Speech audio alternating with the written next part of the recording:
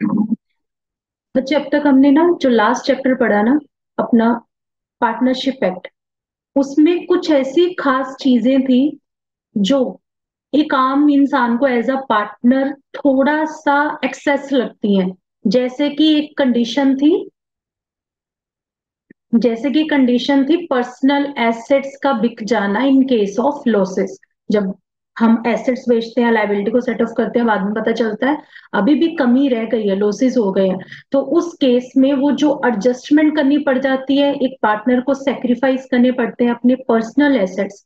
तो उसके कारण थोड़ा सा हर किसी को झिझकियाहट होती है कि हम ये करें या ना करें।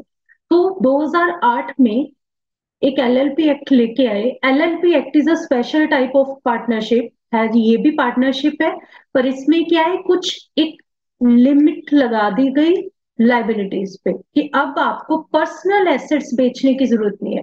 मतलब जैसे एक कंपनी का वाइंड अप होता है ना, वैसे ही इसका वाइंड अप होता है कि जितने आपके पास वहां पे कैपिटल पड़ी है आपकी बैलेंस शीट में, जितना वहां पे आप पैसे पड़े हैं, बस वही फर्म ले सकती है, उससे ज्यादा पर्सनल पैसा एक भी नहीं लेके जाएगी। इसके अलावा जो लिमिटेड लाइबिलिटी पार्टनरशिप है, उसमें कुछ फीचर्स कंपनी के भी है। कुछ कुछ उसमें कंपनी को जैसी फ्रीडम है वैसी ही फ्रीडम इसको भी है। कुछ रूल्स ऐसे हैं जो कंपनी पे लगते हैं और लिमिटेड लाइबिलिटी पार्टनरशिप को भी फॉलो करने पड़ते हैं। तो इट्स अ मिड ग्राउंड, अगर मैं बोलूं मैशअप है पार्टनरशिप और कंपनी एक्ट का, कि दोनों के कुछ ना कुछ फीचर इसमें आ जाते हैं। जैसे अगर हम इसके ये बैकग्राउंड पे मैं ज्यादा नहीं जाऊंगी, बस मीनिंग पे आते हैं। मीनिंग का मतलब कि ये एक तरह का एक नया बिजनेस आया था जिसमें बेसिक फीचर ही उसका क्या था, लिमिटेड लाइबिलिटी की लाइबिलिटी बहुत कम है, लिमिटेड वाली लाइबिलिटी है कि उसको पर्सनल एसेट्स बेचने की जरूरत नहीं है। मतलब लिमिटेड लाइबिलिटी का एक ही मतलब है कि उसको अब अपने पर्सनल एसेट्स बेचने की जरूरत नहीं है, जो भी बैलेंस फॉर्म में खड़ा है बस वही बैलेंस पे करना है।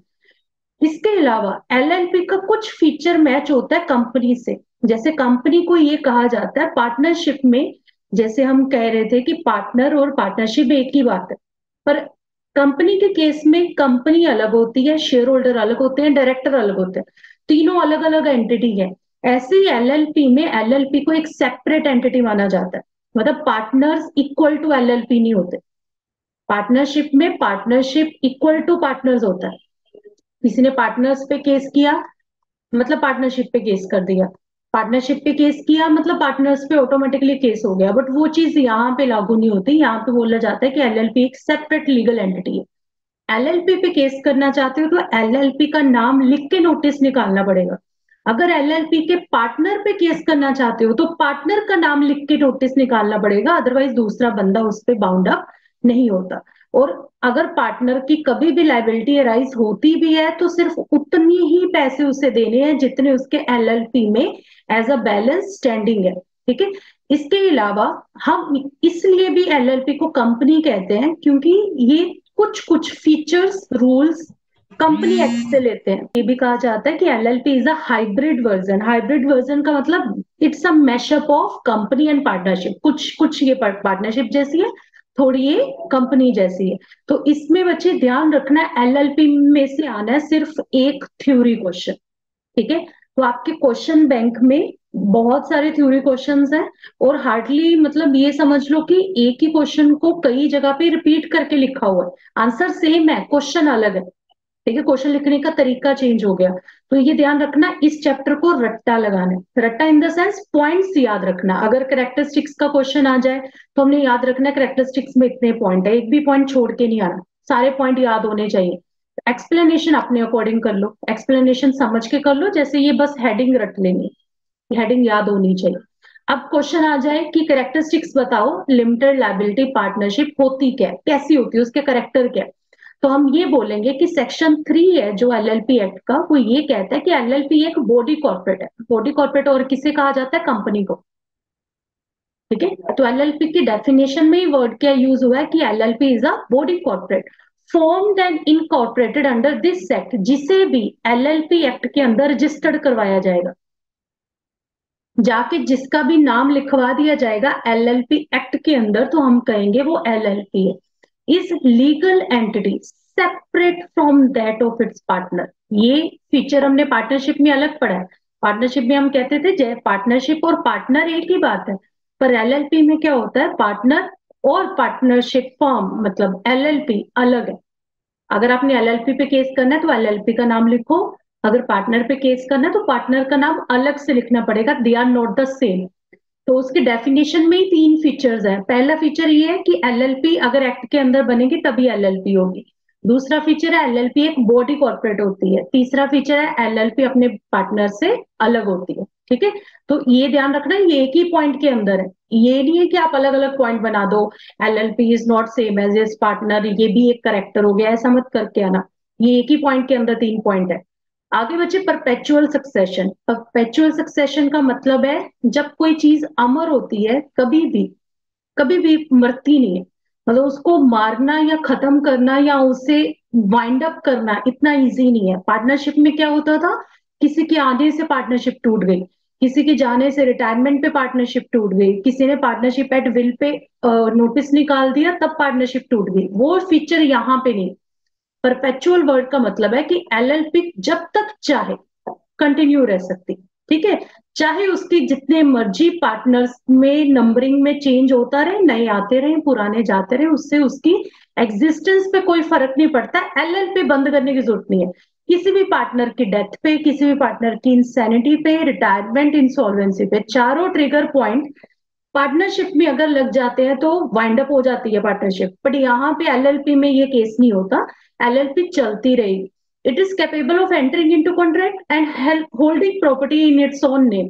जैसे पार्टनरशिप में होता था ना कि पार्टनरशिप के नाम पे प्रॉपर्टी ले सकते हैं, वही फीचर यहाँ पे भी है कि ये भी अपने नाम पे प्रॉपर्टी ले सकता है और ये भी एलएलपी के नाम पे ही आगे जाके कॉन्ट्रैक्ट किए जाते हैं। ठीक है, अभी आप बोलोगे मैम वो तो आर्टिफिशियल इंसान है, वो कैसे करेगा कॉन्ट्रैक्ट? ठीक है, उसके बारे में आगे समझाती हूँ। Separate legal entity. Separate legal entity का मतलब वही ये वाली बात बच्चे कि पार्टनर नहीं है। एलएलपी का मतलब पार्टनर्स नहीं है, LLP does not equal to partner. LLP अलग है। आपको एलएलपी पे कोई केस करना है तो एलएलपी का नाम लिखो, उसका लीगल नाम है, उसी का नाम लिखोगे तो एलएलपी पे केस होगा। मान लो आपने उसे नोटिस भेजना था, एलएलपी ने आपकी 1 लाख की पेमेंट देनी है, आपने नोटिस पे लिख दिया mister A designated partner of LLP. ठीक है, तो यहाँ पे आपने मिस्टर ए का नाम लिखा है, you have not written LLP name.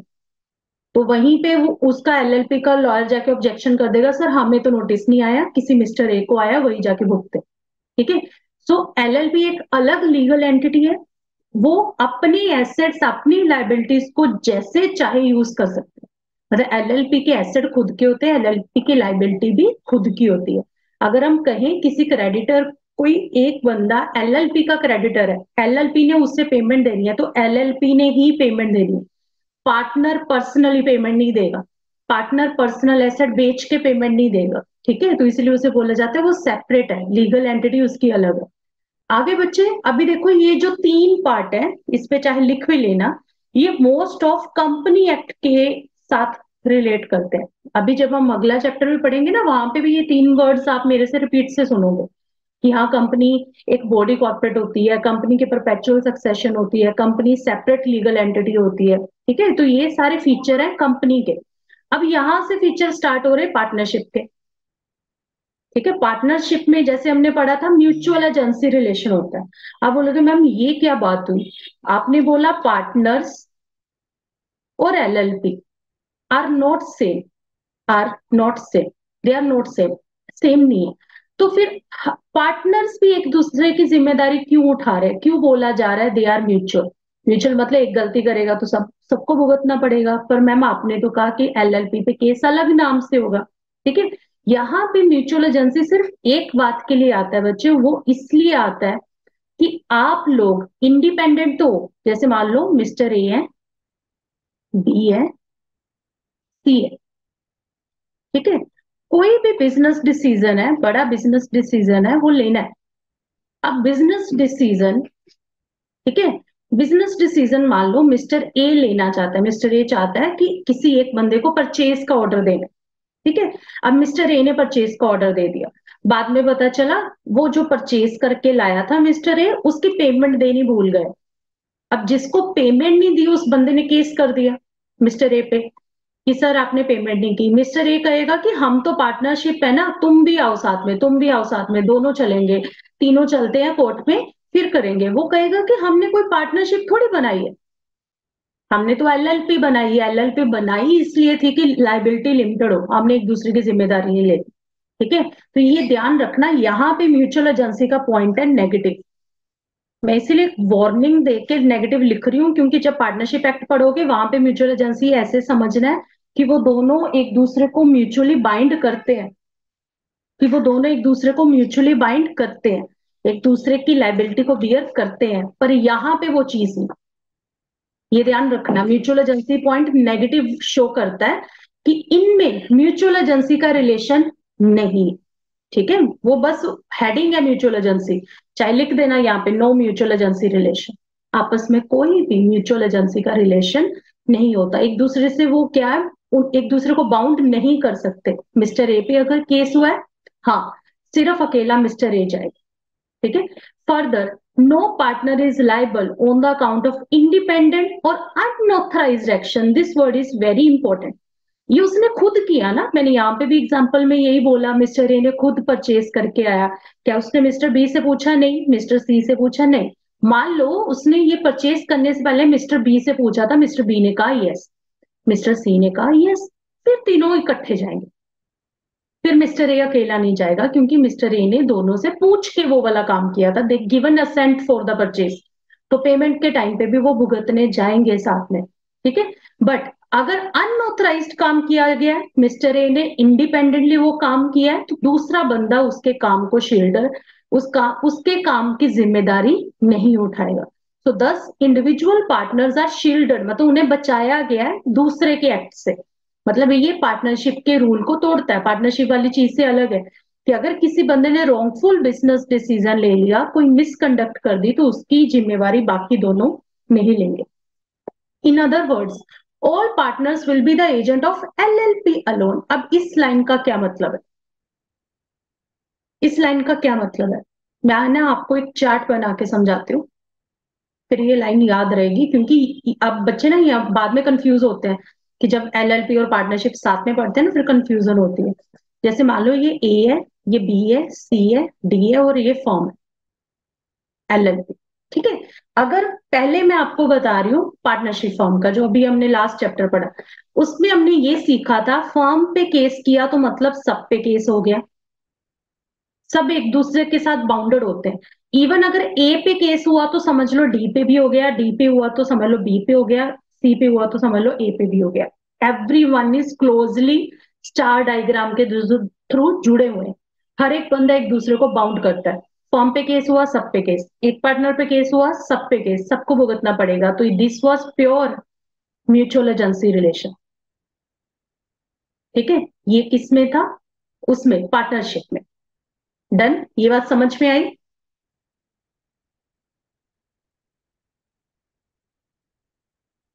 अभी मैं बताती हूँ इसका, एलएलपी का। एलएलपी में बच्चे क्या है, एलएलपी में एक्चुअल में मान लो यही वाले पार्टनर है, mister A, B, C, B, और ये बीच में है फॉर्म। यहाँ पे अलग है कहानी। यहाँ पे क्या होता है कि अगर मिस्टर डी ने कुछ गलत किया, अगर मिस्टर डी ने कुछ गलत किया, वो उसने फॉर्म के बिहाफ पे किया था, फॉर्म के बिहाफ पे किया था, पर कुछ गलत हो गया, सिर्फ ये दोनों बाउंड होंगे, only they both, A C B साथ में नहीं होंगे, सिर्फ डी।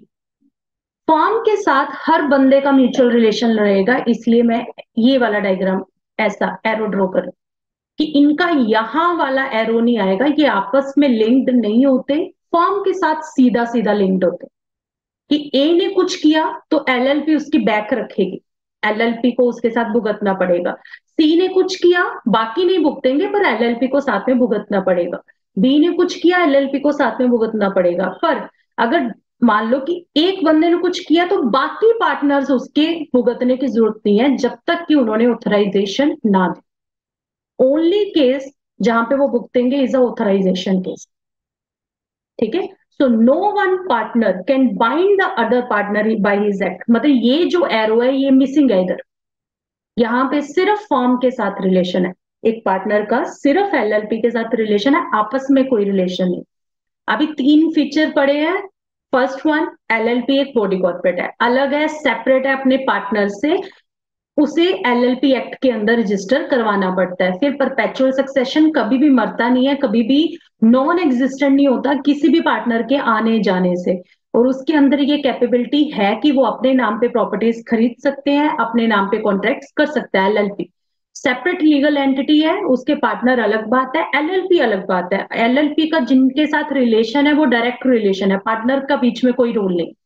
म्यूचुअल एजेंसी का मतलब क्या है कि पार्टनर्स की आपस में म्यूचुअल एजेंसी रिलेशन नहीं है जब तक ऑथराइजेशन पिक्चर में नहीं आए। अदरवाइज ये तो सत्य है कि एलएलपी के साथ सब रिलेटेड है, एलएलपी के साथ सबका म्यूचुअल एजेंसी का रिलेशन है, पर आपस में नहीं है। ठीक है, इसीलिए ये वर्ड यूज किया है कि इंडिविजुअल पार्टनर शील्डेड है, एक दूसरे से बचे हुए हैं। ठीक है, आगे बचे एलएलपी का एग्रीमेंट। अगेन ये मैं बोलूंगी पार्टनरशिप वाला फीचर है। मैं ये क्यों बोल रही हूँ वो कंपनी वाला फीचर है, ये पार्टनरशिप वाला फीचर है, ताकि याद रहे। बिकॉज दिस चैप्टर मैशअप है, 2 चैप्टर होगा तो बच्चे बाद में कंफ्यूज होते हैं, तो लिख लेना, हिंट लिख लेना ऊपर कि ये पार्टनरशिप जैसा फीचर है। पार्टनरशिप में हमने क्या पढ़ा था, डीड। ऐसे बच्चे यहाँ पे भी डीड लिखनी होती है, पर यहाँ पे एक डीड ना, मतलब ये समझो कि ये एक तरह का ना मतलब एक पर्सनल कॉन्ट्रैक्ट है। This is a type of personal contract.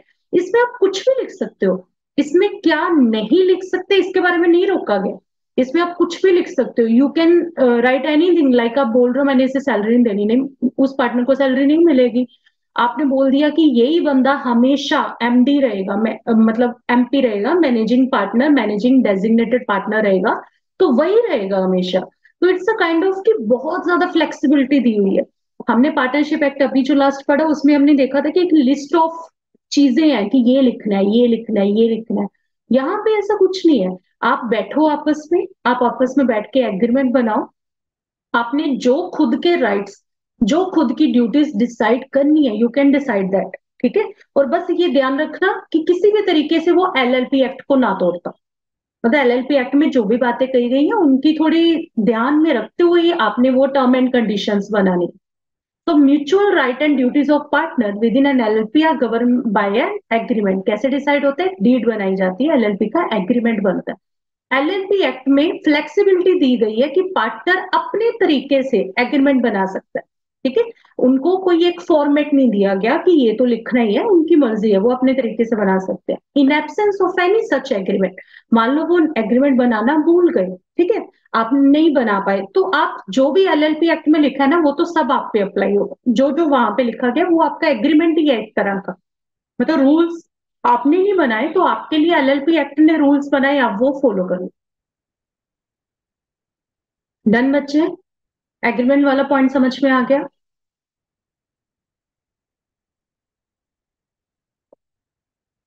चलो आगे, artificial legal person. Legal person again वो इंसान जिसको हम कह सकते हैं कि वो एक लीगल आइडेंटिटी रखता है इंडिया में, एक लीगल आइडेंटिटी रखता है फॉरेन में, कि जिसका नाम किसी को पता हो कि ये इंडियन है। ठीक है, इवन एलएलपी 2 तरह की होती है, एक होती है रेजिडेंट वाली, एक होती है फॉरेन वाली। तो जिस बंदे को हम रेजिडेंट कह रहे हैं तो इसका मतलब उसका वो एक तरह का लीगल पर्सन है। कैसे डिसाइड हो रहा है कि वो इंडियन है, वो एक तरह का लीगल पर्सन है, उसे बोला जाता है आर्टिफिशियल। हाँ, इंसानों जैसे सांस वगैरह नहीं लेता, पर राइट उसके सब वही है। ठीक है, हाँ वो इंसानों की तरह कपड़े नहीं पहनता, इंसानों की तरह उसे कोई उठा के जेल में नहीं डाल सकता, स्टिल बाकी सब हो सकता है उसके साथ, उसके ऊपर केस हो सकता है, उसका एक रजिस्टर्ड एड्रेस होगा, उसके उसके नाम पे पैन नंबर इशू होगा, उसको एक लॉ की नजरों में एक एंटिटी माना जाएगा, उसको किसी से प्रॉब्लम है वो उस पे केस कर सकता है, उससे किसी को प्रॉब्लम है वो बंदा उस पे केस कर सकता है। एक आम इंसान वाली जो रोजमर्रा की चीजें वो नहीं वो कर पाएगा। जैसे हम कहें कि एक तरह से एक आम इंसान को राइट्स जो दिए जाते हैं वही राइट्स इसे भी है। It can do everything which any natural person can do, except of course that it cannot be sent to jail। obviously एक इंसान को ही जेल भेज सकते हो, अब एलएलपी की पूरी बिल्डिंग उठा के थोड़ी जेल में डाल दोगे। ठीक है, एलएलपी जाके वहां पे वो जो करते हैं ना, गीता पे हाथ रख के कसम खाते हैं, वो ओथ नहीं ले सकता। कैन नॉट मैरी, एलएलपी किसी से मैरिज नहीं कर सकता, ये नहीं कह सकता मैंने उससे एलएलपी से मैरिज कर ली, नहीं हो सकता, डिवोर्स नहीं हो सकता। ठीक है, वो एक सीए नहीं बन सकता, वो डॉक्टर नहीं बन सकता, वो पढ़ाई नहीं कर सकता। हाँ वो किसी सीए को रख सकता है, किसी डॉक्टर को रख सकता है, ठीक है, मतलब खुद नहीं, वो मतलब इंसान जो काम कर सकता है वो ऑब्वियसली वो नहीं करेगा, पर राइट उसके सारे। मतलब एलएलपी एक ऐसा इंसान है जो दिखता नहीं है, बस कागजों पे, इनविजिबल है वो, एक तरह से इनटेंजिबल है, इमोर्टल है, मरता भी नहीं है ऊपर से। इंसान तो मोर्टल है, मर जाता है, वो मरता भी नहीं। बट नॉट फिक्टिशियस, हम ये नहीं कह सकते काल्पनिक है, काल्पनिक का मतलब जो एग्जिस्ट ही नहीं करता, कहते दिखता नहीं है बट है, एग्जिस्ट करता, ठीक है। थोड़ी सी फिलोसफिकल लाइन है, लॉ में ऐसी लाइनें आती नहीं है, बट ऐसे ही लिख के आना। इसका मतलब लिखने का तरीका यही है, आर्टिफिशियल लीगल पर्सन प्रूव करने का तरीका यही है कि वो है एक लीगल पर्सन, उसके पास राइट्स है, बट हाँ जैसे इंसान नॉर्मल इंसान करते हैं वैसा तो नहीं है, पर एग्जिस्ट करता है भाई, ठीक है। आगे बच्चे कॉमन सील। कॉमन सील का मतलब जैसे मान लो कि आपका कोई पर्सनल सामान है, आपसे अगर किसी ने लेना होगा तो पूछ के लेगा ना, आप आपके सामने ये तो नहीं उठा के ले जाएगा, उठा के लेके जाएगा तो चोरी मानी जाएगी। अब एलएलपी को कह तो दिया कि वो एक पर्सन है, एक आर्टिफिशियल पर्सन है, पर आर्टिफिशियल पर्सन बोलेगा कैसे, बताएगा कैसे कि उसका क्या डिसीजन है, तो कहते उसको उसके बोलने का एक ही तरीका माना जाता है, जहां भी उसकी स्टैंप लग गई ना, हम मानेंगे एलएलपी ने यस बोल दी। अब मैम एलएल स्टैंप भी कोई ये नहीं है कि वो है, रोबोट है, अपने आप लगेगी, मर्जी से लगेगी, स्टैंप भी कोई लगाता होगा। अब जो बंदा लगाता है उनको जिम्मेदार पर्सन माना जाता है। जैसे एलएलपी में मान लो 100 पार्टनर है, बहुत ज्यादा पार्टनर है, उसमें से दो पार्टनर्स ऐसे होने चाहिए जो डेजिग्नेटेड हो, डेजिग्नेटेड मतलब जिनको हेड माना जाए, उन्हीं के कंट्रोल में वो कॉमन सील रहती है। जहां पे उन दो पार्टनर्स ने साइन कर दिया और वो कॉमन सील लगा दी गई, कॉमन सील मतलब वो रबर स्टैंप, जैसे ऐसे करके रबर स्टैंप होती है ना, वो लगा दी गई और उसके नीचे डेजिग्नेटेड पार्टनर्स ने साइन कर दी, तो इसका मतलब एलएलपी ने डिसीजन ली, ये माना जाता है इट इज एलएलपी डिसीजन, ठीक है, कि उसकी कॉमन सील मानी जाती है। मतलब मोस्ट प्रोबेबली जैसे आप जब सीए बन जाओगे, आप डिलॉयट में भी जाओगे, केपीएमजी में जाओगे, जहां भी जाओगे, दे ऑल आर एलएलपीज, वो सब एलएलपीज है। वहां पे वो पहले आपको एसोसिएट रखते हैं, फिर आपको सीनियर होने पे पार्टनर बना लेते हैं। तो it's a kind of thing कि एलएलपी तो आप हमेशा अपनी लाइफ में देखते रहोगे, तो उसका ये फीचर है कि एलएलपी ने कुछ कहना है तो वो कैसे कहता है, उसके डेजिग्नेटेड पार्टनर साइन करेंगे और वो वहां पे स्टैंप लगा देंगे if it decides to have one. Common seal भी कहता है बहुत ही कंपल्सरी नहीं है, सिर्फ डेजिग्नेटेड पार्टनर के साइन भी चल जाएंगे, बट वो चाहे तो सील भी लगा सकते हैं। Thus it is not mandatory for L L P to have a common seal, जरूरी नहीं है स्टैंप ही लगानी है हर जगह पे। It shall remain under the custody of some responsible official, पर अगर स्टैंप है आपके पास तो सिर्फ डेजिग्नेटेड के पर्सन के पास ही होनी चाहिए। और उसे लगाया कैसे जाएगा, अफिक्स्ड वर्ड का मतलब होता है जैसे स्टैंप पकड़ के ऐसे मार के लगा देना, उसे लगाया कैसे जाएगा, इन द प्रेजेंस ऑफ, तो वो डेजिग्नेटेड पार्टनर। अब वर्ड ये बार बार आ रहा है डेजिग्नेटेड, आगे इसका मीनिंग भी आएगा कौन होता है डेजिग्नेटेड पार्टनर। मतलब कम से कम दो चाहिए डेजिग्नेटेड पार्टनर जो साइन भी करेंगे और वहां पे स्टैंप भी लगाएंगे, ठीक है बच्चे, समझ आ गया कॉमन सेल का पॉइंट। आगे तो बहुत सिंपल सिंपल से पॉइंट रह गए।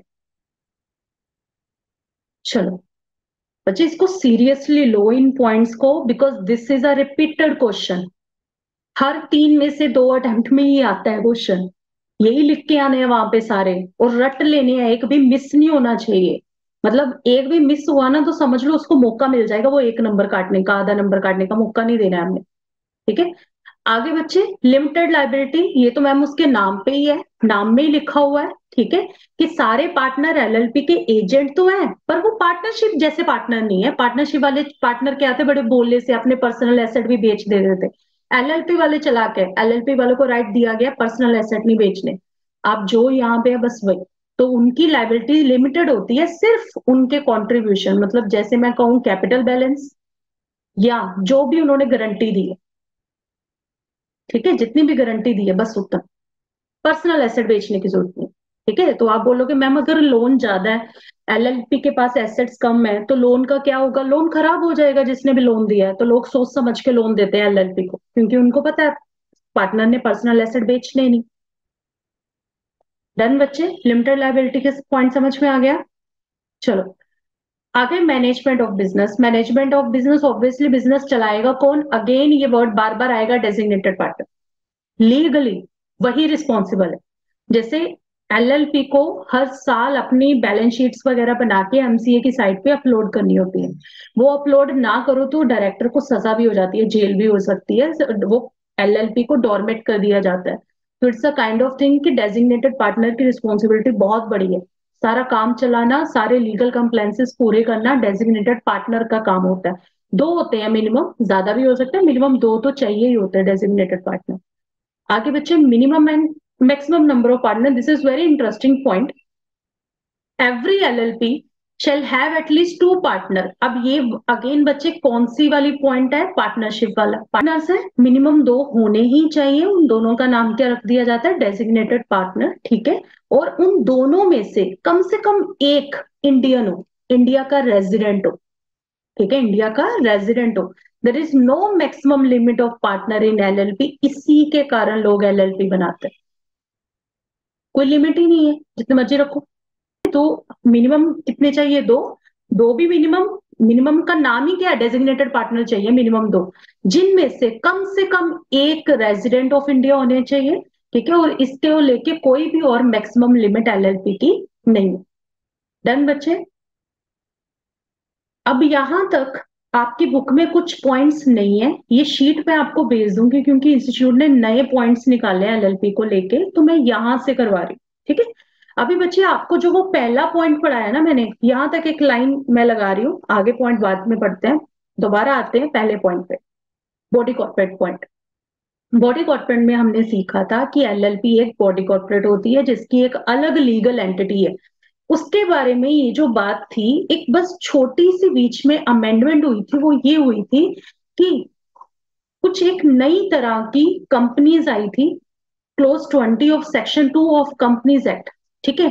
या कोई भी जिसको भी ये कहना चाहते हैं कि उसको एलएलपी नहीं बोलेंगे जिसको गवर्नमेंट एलएलपी ना बनने देता है। जैसे मैं अगर बोलूं तो गवर्नमेंट गैम्बलिंग कंपनीज को एलएलपी नहीं बनने देती, गवर्नमेंट नहीं चाहती है कि उनकी लायबिलिटी लिमिटेड हो, मतलब कुछ लोगों को गवर्नमेंट मना करती है, you can not make a LLP, ठीक है। जैसे कॉर्पोरेशन सोल का मतलब एक कंपनी एलएलपी नहीं बना सकती, एक पार्टनरशिप फर्म एलएलपी नहीं बना सकती, ज्यादा लोग चाहिए। कोऑपरेटिव सोसाइटी एलएलपी नहीं बना सकते, ठीक है। तो एक तरह से ये है कि आपको ये डेफिनेशन भी थोड़ा दिमाग में रखना पड़ेगा, कुछ नहीं ध्यान में रखना, बस ये ध्यान में रखना है कि जो गवर्नमेंट जिसको नोटिफाई कर देती है ना कि ये एलएलपी नहीं हो सकता, वो एलएलपी नहीं हो सकता, ठीक है। बस यही चेंज आया था बीच में। उसके बाद में बच्चे बिजनेस की डेफिनेशन में अगेन एक छोटा सा चेंज किया उन्होंने, कि हमने कहा कि एलएलपी एक बॉडी कॉर्पोरेट होती है, ठीक है, जिसकी मैनेजमेंट कौन करता है, मैनेजमेंट ऑफ बिजनेस कौन करता है, डेजिग्नेटेड पार्टनर। अब इस बिजनेस का मतलब क्या है, यहाँ पे जो बिजनेस वर्ड यूज किया गया है उसका मतलब ये है कि कोई भी आप सेल परचेज का काम कर सकते हो एलएलपी में, मतलब ट्रेड कर सकते हो। कोई भी प्रोफेशन, जैसे अभी मैंने आपको बताया था कि सीएज एलएलपी बनाते हैं, इवन डॉक्टर्स भी एलएलपी बनाते हैं, कि प्रोफेशनल लोग भी एलएलपी यूज करते हैं। कोई आप सर्विस देते हो, जैसे होटल इंडस्ट्री में हो, ठीक है, या कोई ट्रेवलिंग की सर्विस देते हो, तो आप भी एलएलपी बना सकते हो। या कोई भी ऐसा चीज जिसे सेंट्रल गवर्नमेंट कह दे कि हाँ ये बिजनेस हो सकता है, या जिसे कह दे ये बिजनेस हो ही नहीं सकता, वो चीज डेफिनेशन में नहीं आएगी, ठीक है। बस एक गवर्नमेंट वाला पॉइंट ही इन्होंने सब डेफिनेशंस में ऐड किया था कि गवर्नमेंट जिसको बोलेगी ना ये नहीं होगा, वो नहीं होगा, ठीक है। आगे वाले पॉइंट्स थोड़े अलग है, मतलब हटके पॉइंट है जो ना आपको कंपनी में देखने को मिलेंगे ना पार्टनरशिप फॉर्म में देखने को मिलेंगे, ठीक है। आगे बच्चे बिजनेस फॉर प्रॉफिट ओनली। अब इस वर्ड से दिमाग में ये नहीं बना लेना कि लॉस नहीं बोल रहा वो, ये बात ही कुछ और कर रहा है। ये कहना चाहता है कि चैरिटी वाला काम मत करो एलएलपी का नाम लेके, कि एलएलपी चैरिटी के लिए बनाने की जरूरत क्या पड़ी है, वैसे भी एक चैरिटेबल इंस्टीट्यूट की क्या लायबिलिटी। अगर आप लायबिलिटी आपकी कोई होगी ही नहीं तो आप एलएलपी की तरफ क्यों जाओगे, क्योंकि एलएलपी की लीगल कंप्लायंसेस ज्यादा है, एलएलपी में सजा इवन फाइन्स भी बहुत ज्यादा है अगर कुछ चीज गलत हो गई तो कहते हैं कि सिर्फ बिजनेस जो काम करने के लिए, प्रॉफिट कमाने के लिए करते हैं, जैसे आपको एग्जांपल देती हूँ, एक स्कूल है, वो डोनेशन से पढ़ाता है, मतलब वो बच्चों से पैसे नहीं लेते और पढ़ाते हैं, तो वो क्या कर रहे हैं, चैरिटी कर रहे हैं। जो चैरिटी कर रहा है उसको एलएलपी बनाने की जरूरत नहीं है, पर एक वो स्कूल जो पैसे लेके पढ़ा रहे हैं, तो इट्स अ काइंड ऑफ कि वो प्रॉफिट के लिए बिजनेस करें, वो बिजनेस करें। कहते बिजनेस का काम करने वाले लोग ही एलएलपी हैं। तभी आपको वहां पे मैंने डेफिनेशन जो करवाई ठीक है, उसमें अलग अलग बातें उसने बताई थी कि ट्रेड भी हो सकता है, प्रोफेशन भी हो सकता है, सर्विस भी हो सकता है, पर एनजीओ, चैरिटेबल्स नहीं आएंगे इसमें। ठीक है, वो इसमें इंक्लूडेड नहीं होते। ये ध्यान रखना कि बिजनेस का मतलब क्या है, उसमें चैरिटी वाला बिजनेस इंक्लूड नहीं होता। आगे बच्चे इन्वेस्टिगेशन, इसलिए बोल रही हूँ कि एलएलपी मत बनाओ अगर फ्री वाला काम कर रहे हो, क्योंकि सेंट्रल गवर्नमेंट इस पे बहुत ध्यान रखती है। क्यों ध्यान रखते हैं? क्योंकि जो उसके पार्टनर्स हैं उनकी लाइबिलिटी लिमिटेड है, तो इसलिए वो इस पे कंट्रोल रखने के लिए सेंट्रल गवर्नमेंट अपना एक ऑडिटर हमेशा भेजती है वहां पे, कि वो देखना चाहते हैं कि ये बिजनेस उसी तरीके से चला रहे हैं जैसे इन्हें करना चाहिए, काम सही चल रहा है या नहीं चल रहा, कोई ऐसा काम तो नहीं करे जिसके कारण एलएलपी एक्ट का रूल टूट रहा है। ठीक है, तो किसी ना किसी कॉम्पिटेंस बंदे को वो इस चीज के लिए हायर करता है। आगे बच्चे कॉम्प्रोमाइज और अरेंजमेंट, कॉम्प्रोमाइज और अरेंजमेंट का मतलब क्या होता है? जैसे कि मान लो आपका काम बड़ा अच्छा चल रहा है और कोई एक आपसे ऊपर का बंदा आपको कह रहा है अपना काम मुझे बेच दो, अपनी एलएलपी मुझे बेच दो। तो अगर आपकी एलएलपी किसी से मर्ज होती है, ठीक है, या आप किसी के साथ जुड़ते हो, तो उसके लिए बहुत सारे रूल्स हैं जो एलएलपी एक्ट में दिए गए हैं। आपके सिलेबस में बच्चे वो रूल है नहीं, आपने बस ये पॉइंट लिखना है कि इस एलएलपी का मर्जर या एलएलपी का अमेलगमेशन एलएलपी एक्ट के अकॉर्डिंग ही होता है, उसके रूल्स एलएलपी एक्ट में ही दिए गए हैं, कि हम कोई और जनरल रूल नहीं यूज कर सकते, हम कंपनी एक्ट के रूल नहीं यूज कर सकते, सिर्फ एलएलपी एक्ट के रूल यूज करने। ठीक है, वो रूल आपके सिलेबस में है नहीं। ऐसे ही जैसे ये बात है, ये भी आपके सिलेबस में बस थोड़ी सी आगे एक छोटा सा टॉपिक है, ये बोला गया कन्वर्जन इनटू एलएलपी। ये आया था बच्चे नया नया। अब उस टाइम पे जो पार्टनरशिप फॉर्म होंगी उनको कितना झटका लगा होगा, वो सोचोगे यार हम क्यों पर्सनल लाइबिलिटी लेके बैठे हैं, ये तो एक नए तरह की पार्टनरशिप फॉर्म कह दिया गवर्नमेंट ने, आप बना सकते हो, तो वो भागेंगे उधर, वो कहेंगे हमने भी एलएलपी बनना है। अब एक तरीका होता है नहीं बना लो, नहीं बना लो, सब कुछ नए सिरे से काम करोगे, तो कई बार बंदा सोचता है पुराने का नाम चेंज कर देते ना, जैसे पहले उनका नाम था एबीसी एंड कंपनी, तो अब वो चाहते हैं कि उसको एलएलपी बना दे। तो क्या एलएलपी में कन्वर्ट किया जा सकता है कि जो पहले फर्म थी, पहले प्राइवेट कंपनी थी, या पहले अनलिस्टेड पब्लिक कंपनी थी, कहते बस इन तीन लोगों को ही अलॉर्ड है एलएलपी में कन्वर्ट हो। इनके अलावा कोई भी होगा, जैसे एक बैंक, वो कहेगा मुझे एलएलपी बना दो, नहीं बनाओगे। कोई NBFC, non banking financial company, वो कहेगी मुझे बैंक बना दो, हम मुझे एलएलपी बना दो, हम नहीं बनाने देंगे। या जिस कंपनी ने अपने इक्विटी शेयर मार्केट में लिस्ट करवाए हैं, मार्केट में उसके शेयर बिकते हैं, जैसे टाटा वाले, जैसे रिलायंस वाले, वो एलएलपी बनना चाहे वो एलएलपी नहीं बन पाएंगे। ठीक है, नई एलएलपी बना सकते हैं पर पुरानी को कन्वर्ट नहीं कर पाएंगे। मतलब कोई भी फर्म, प्राइवेट कंपनी या सिर्फ अनलिस्टेड वाली कंपनी ही, मतलब पब्लिक की कैटेगरी में दो कंपनी होती है, एक होती है लिस्टेड, एक होती है अनलिस्टेड। लिस्टेड का मतलब उसके शेयर स्टॉक एक्सचेंज में बिकते हैं, अनलिस्टेड का मतलब उसके शेयर स्टॉक एक्सचेंज में नहीं बिकते। ठीक है, तो ऐसी कंपनी जिसके नहीं बिकते हो, या वो सिर्फ प्राइवेट कंपनी या फर्म है, सिर्फ ये तीन लोग ही कन्वर्ट हो सकते हैं एलएलपी। ठीक है, बस यही पॉइंट याद रखना है, कैसे होते हैं उस पर नहीं जाना, बस ये याद रखना है वो कन्वर्ट हो सकते हैं। अब आते हैं बच्चे, ये इससे बहुत डरते हैं लोग, इसलिए एलएलपी नहीं बनाते, that is E filing of document. MCA की साइट है, एक वेबसाइट है, जब आपकी भी आर्टिकलशिप स्टार्ट होगी आपको भी इसके बारे में अच्छे से पता लग जाएगा। Electronically online, online document upload करने होते हैं। और ये ध्यान रखो, ये मतलब सीएस का ही काम है, सीएस का काम है कि वही अपलोड करते हैं। हर एप्लीकेशन ऑफ डॉक्यूमेंट, जैसे आप बोलोगे मैम क्या क्या अपलोड करना है, बैलेंस शीट जाएगी, प्रॉफिट एंड लॉस जाएगा, कैश फ्लो स्टेटमेंट जाएगा, आपकी मीटिंग्स के मिनट्स जाएंगे, जो भी आपने मीटिंग्स वगैरह की है अपने यहाँ, जो हमने वहां पे पढ़ा था बीसीआर में, वो सब डॉक्यूमेंट्स अपलोड होंगे। तो वो डॉक्यूमेंट अपलोड भी कैसे करने हैं? किसी डिजिग्नेटेड पार्टनर के साइन करने के बाद, क्योंकि अभी हमने ऊपर पढ़ा था कि कॉमन सील लगाने का हक डेजिग्नेटेड पार्टनर को है, तो कहीं पे भी सरकार को डॉक्यूमेंट देना होता है ना, तो हमेशा उस पर साइन जरूर होते हैं। तो इसके लिए तो इवन एक नई चीज आ गई है, वो कहते हैं फिजिकल साइन मत करो, डिजिटल साइन कर दो। डिजिटल सिग्नेचर सुना है किसी ने? डिजिटल सिग्नेचर बच्चे ऑनलाइन एक मतलब आपकी एक आइडेंटिटी के अकॉर्डिंग एक लिंक बन जाता है, वो सिर्फ आप ही के नाम का इशू होता है। ठीक है, आपका लिंक आप ही का होता है, और वो एक पेन ड्राइव में होता है। वो पेन ड्राइव जस्ट आपने उस डॉक्यूमेंट के साथ मतलब अपने पीसी के साथ अटैच करके पीडीएफ में उसको अटैच करना होता है। वो आप सीख जाओगे प्रैक्टिकली।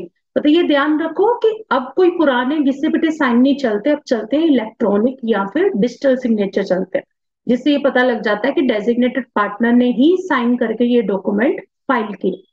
डन। अभी बच्चे ये मैंने आपको पहले ही अभी ये वर्ड मेंशन किया था कि एलएलपी दो तरह की होती है, एक होती है रेजिडेंट एलएलपी, एक होती है फॉरेन एलएलपी। रेजिडेंट एलएलपी का एक ही मतलब होगा कि वो रजिस्टर्ड हुई है, ये वर्ड याद रखना है, यही यूज करना है आपने। You have to use this word only, registered, कि वो रजिस्टर्ड हुई होती है अगर इंडिया में तो हम कहेंगे रेजिडेंट एलएलपी, हमारी वाली एलएलपी है। ठीक है। अगर वो रजिस्टर्ड हुई है कहीं बाहर पर काम इंडिया में करती है, जैसे काइंड ऑफ थिंग कि कई बार कोई फॉरेन वाले लोग आके इंडिया में काम कर रहे हैं, गवर्नमेंट करने देती है उनको काम, गवर्नमेंट मना नहीं करती, हाँ, पर वो उनका नाम फॉरेन एलएलपी होता है, वो इंडियन एलएलपीज नहीं होती। ठीक है। तो सेक्शन 21M डिफाइन करता है कि फॉरेन एलएलपी वो वाली एलएलपी है जो फॉर्म रजिस्टर करवाई गई हो आउटसाइड इंडिया, पर वो काम इंडिया में कर रही है, उसने अपना principal place of business India में रखा है, काम इंडिया में कर रही है, पर नाम रजिस्टर करवाया उसने बाहर, उसका नाम बाहर के रजिस्ट्रार, फॉरेन के रजिस्ट्रार के रजिस्टर में लिखा हुआ है, इसलिए हम उसे फॉरेन वाली कंपनी कहते हैं। जैसे कोई फॉरेनर आके इंडिया में काम कर रहा हो, ठीक है, तो वो इंडिया का वो नहीं बन जाता, सिटीजन नहीं है। तो foreign LLP can become a partner in Indian LLP. Even ये भी अलाउड है कि इंडियन एलएलपी में आप किसी फॉरेन एलएलपी को पार्टनर बना लो। ठीक है, this is also allowed. Done बच्चे, कैरेक्टराइजेशन के सारे पॉइंट हो गए। देखो 16 पॉइंट है, तभी मैंने बोला ना रट्टा लगाना है। ऑब्वियसली आप भूल जाओगे अगर रटोगे नहीं तो याद रखना है इन सबको, क्योंकि छोटा सा चैप्टर 4 पेजों का, एक क्वेश्चन पक्का आना है, तो जरूर याद करना चाहिए, 4 ही तो टॉपिक है इसमें। ठीक है। आगे बच्चे, incorporation of LLP. Incorporation word आपने कंपनी एक्ट में भी सुनोगे आगे जाके, और आपने कभी ना कभी अकाउंट्स में सुना ही होगा जब वो इक्विटी शेयर इशू करते हैं पहली बार।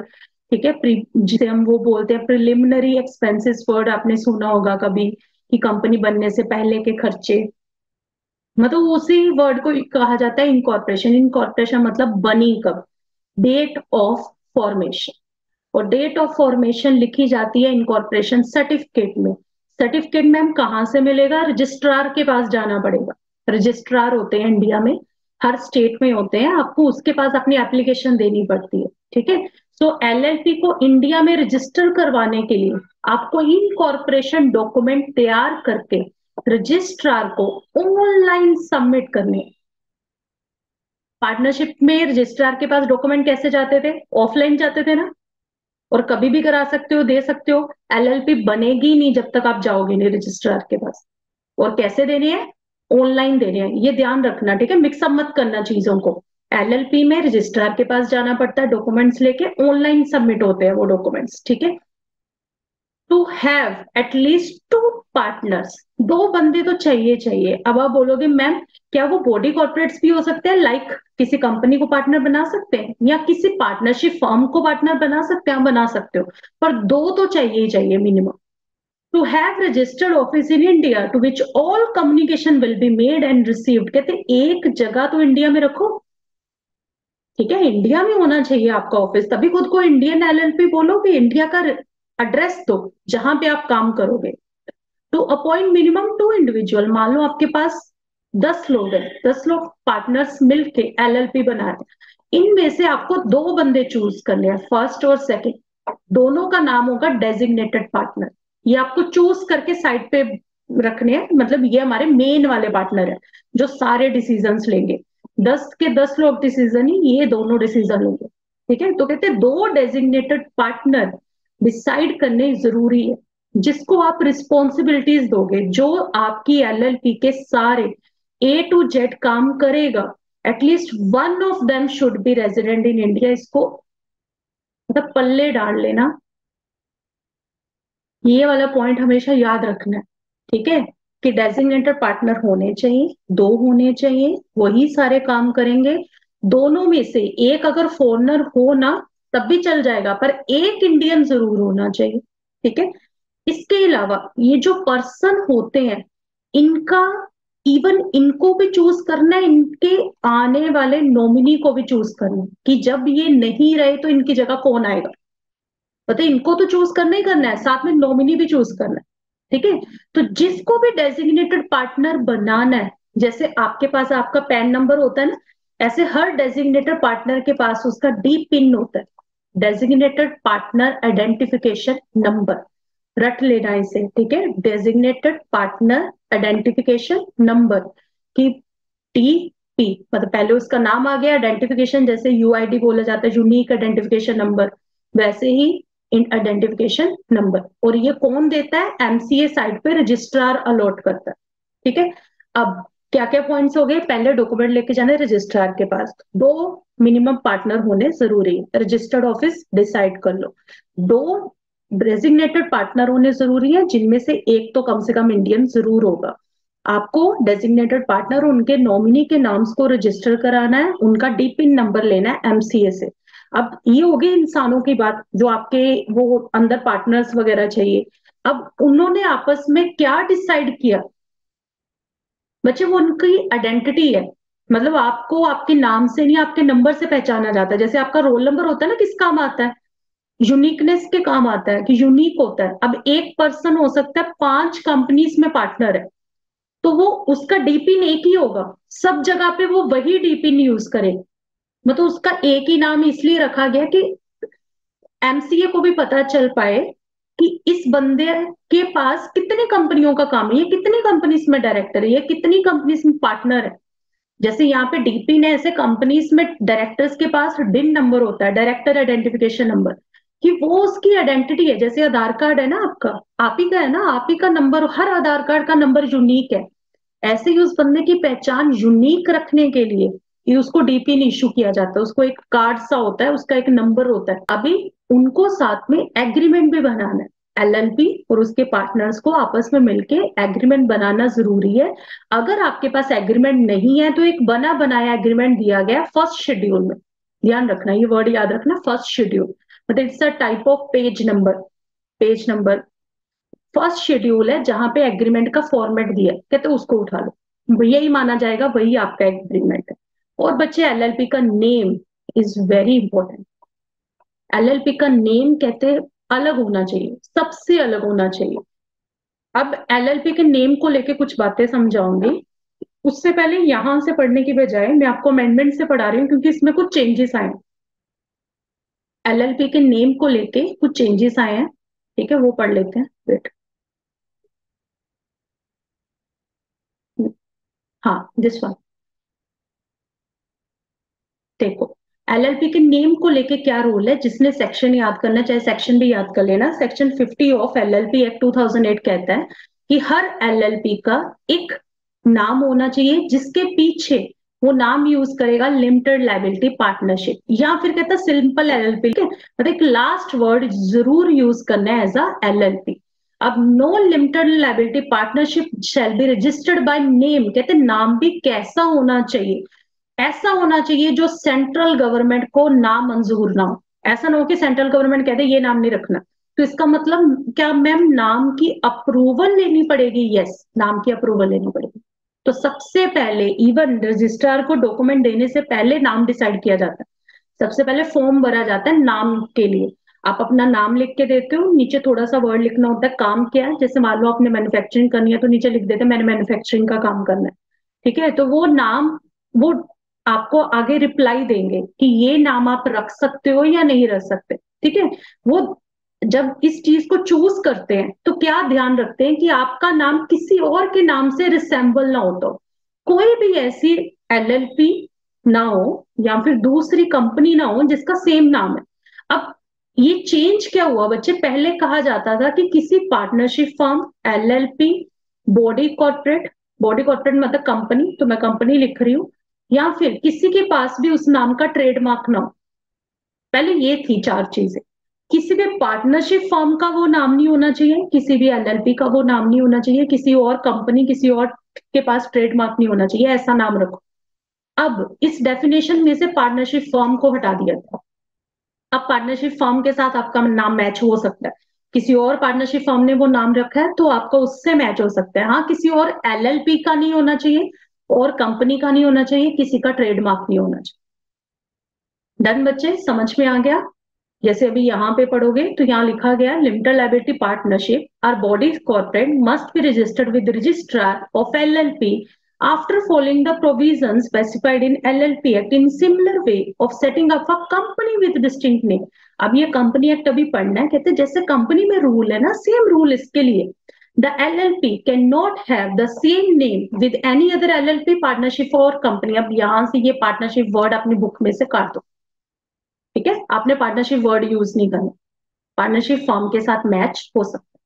इसलिए मैं साथ में आपको इंस्टीट्यूट के अमेंडमेंट्स पढ़ा रही हूँ, ये अपनी बुक से काट देना, लिख के बताना आंसर में।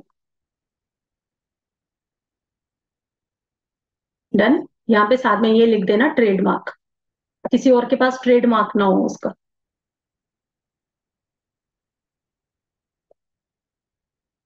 अभी बच्चे आगे पढ़ेंगे।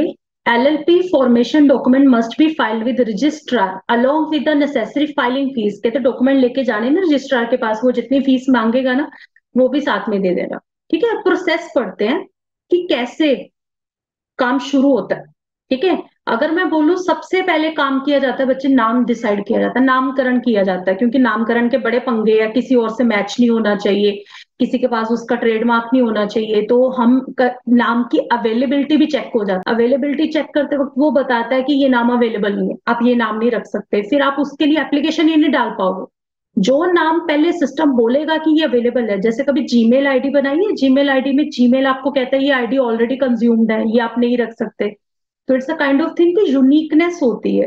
तो अवेलेबिलिटी चेक करके फिर फॉर्म भरना पड़ता है अप्रूवल लेने के लिए कि ये नाम अप्रूव कर दो सर, ताकि नाम पता लगे और उस नाम के बेसिस पे हम डॉक्यूमेंटेशन अपलोड कर पाए, ठीक है?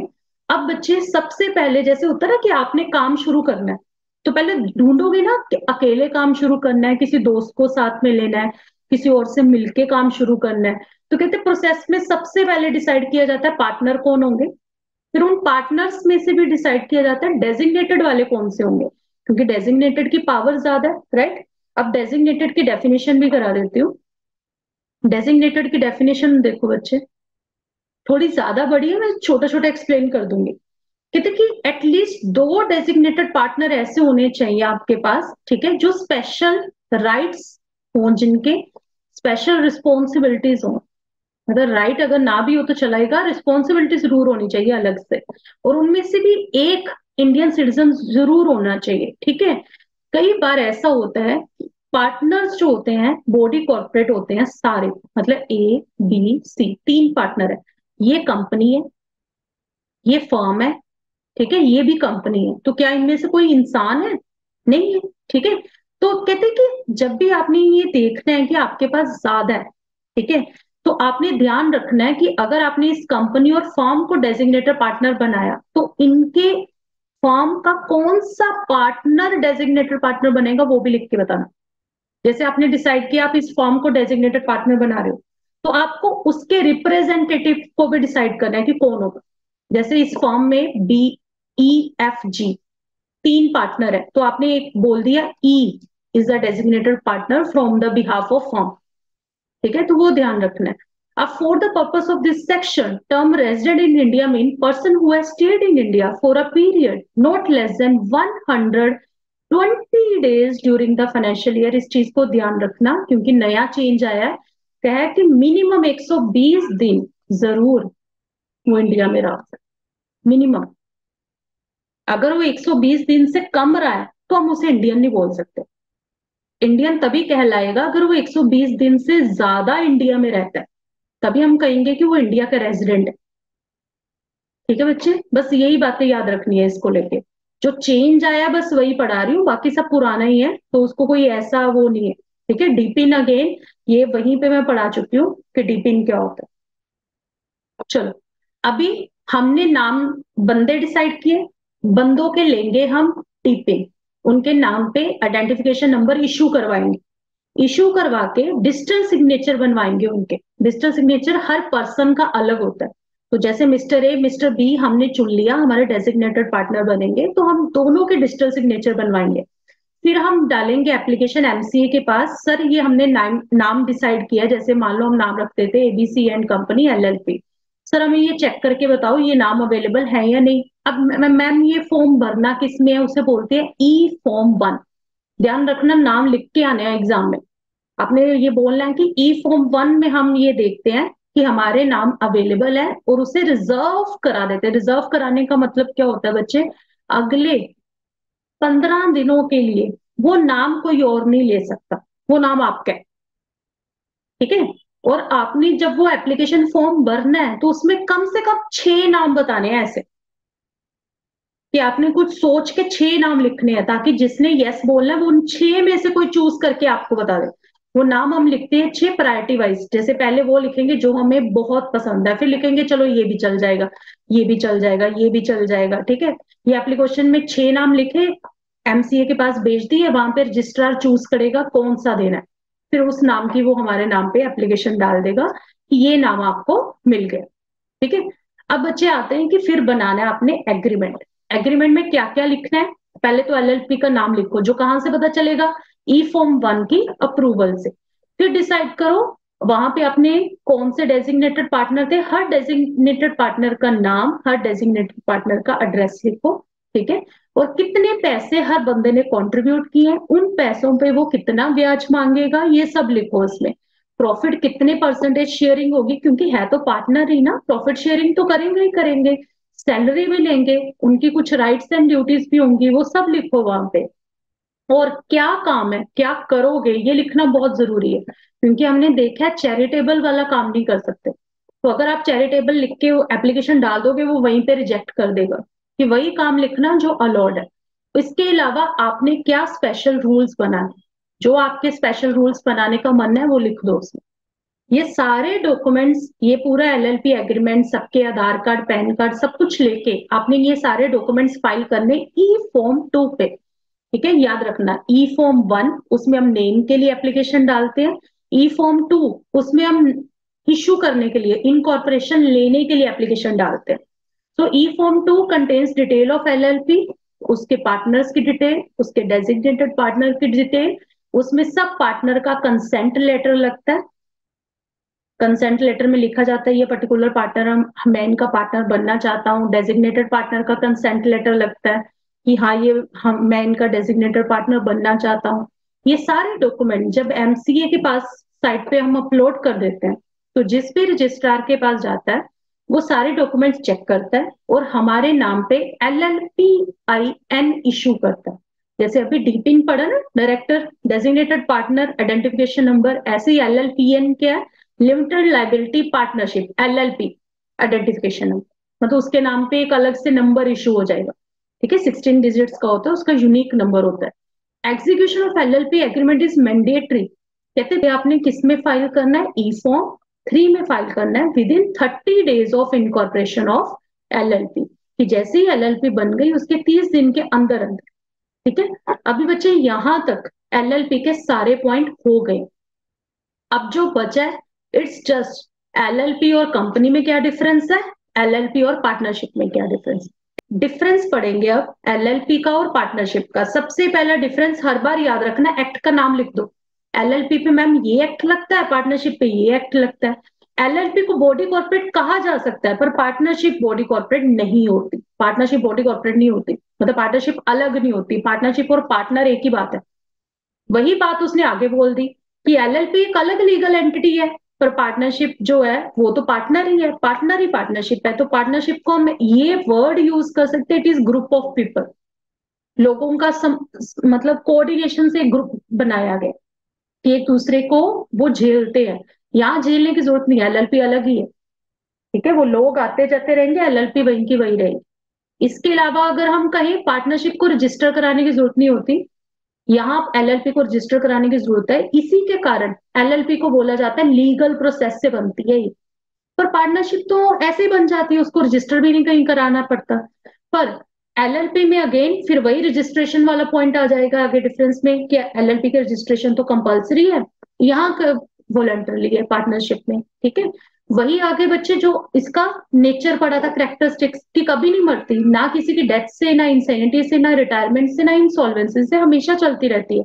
पर यहाँ पार्टनरशिप में खत्म हो जाएगा सब कुछ। पार्टनरशिप परपेचुअल नहीं है, अमर नहीं है पार्टनरशिप। नाम की बात करें तो पार्टनरशिप के नाम को लेके कोई चीज नहीं है, कोई मतलब वो हथकंडे नहीं है जो अपनाने पड़ेंगे।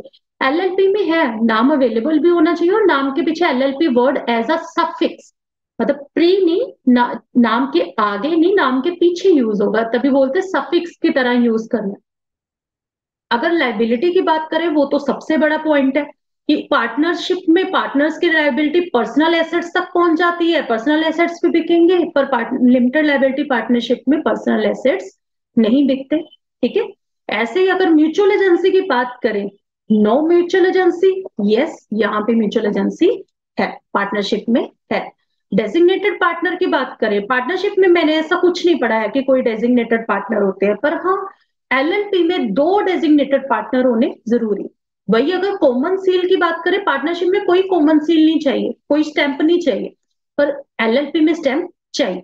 वही अगर बात करें लीगल कंप्लायंसेस किसने पूरी करनी है, जो बैलेंस शीटें वगैरह फाइल करने की, ठीक है, तो यहाँ पे कहेंगे ऑल पार्टनर्स। पार्टनरशिप में सब पार्टनर्स की रिस्पॉन्सिबिलिटी है, बुक्स को मेंटेन करना, आईटीआर बनना, जीएसटी रिटर्न बनना, सब पार्टनर्स की रिस्पॉन्सिबिलिटी है। लीगल कंप्लायंसेस इधर बात करें तो सिर्फ डेजिग्नेटेड पार्टनर्स की रिस्पॉन्सिबिलिटी है। ठीक है। आगे एनुअल फाइलिंग की बात करें, पार्टनरशिप को किसी को अपनी बुक्स दिखाने की जरूरत नहीं है। ठीक है। वो इवन मतलब अगर वो चाहे तो मतलब किसी मतलब बुक्स जो बना भी रही है उस पे मतलब उसको किसी भी रजिस्ट्रार के पास जाके उसके पास सबमिट भी नहीं कराने की जरूरत है।